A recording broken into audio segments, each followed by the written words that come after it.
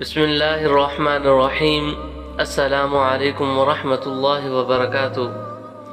ایک تولہ سونے پر کتنی زکوٰۃ ہے؟ کیا ایک تولہ سونا چاندی رکھنے والے پر بھی زکوٰۃ ہوگی؟ ایک تولہ سونے پر یا اس سے تھوڑا زیادہ پر زکوٰۃ واجب ہے یا نہیں ہے؟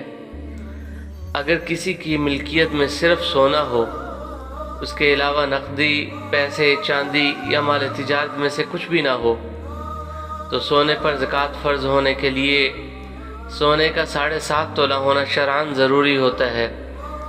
اس سے کم سونا ہونے کی صورت میں اس پر زکوٰۃ واجب نہیں ہوتی۔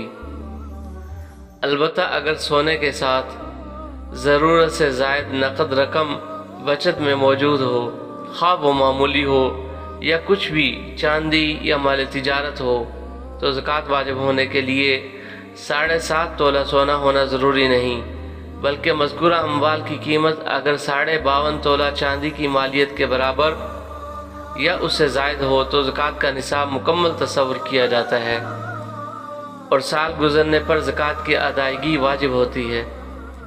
ایک تولہ سونا اور مذکورہ اشیاء کی قیمت لگا کر اسے 40 سے تقسیم کیا جائے گا۔ حاصل جواب واجب الادا زکوٰۃ کی رقم ہوگی۔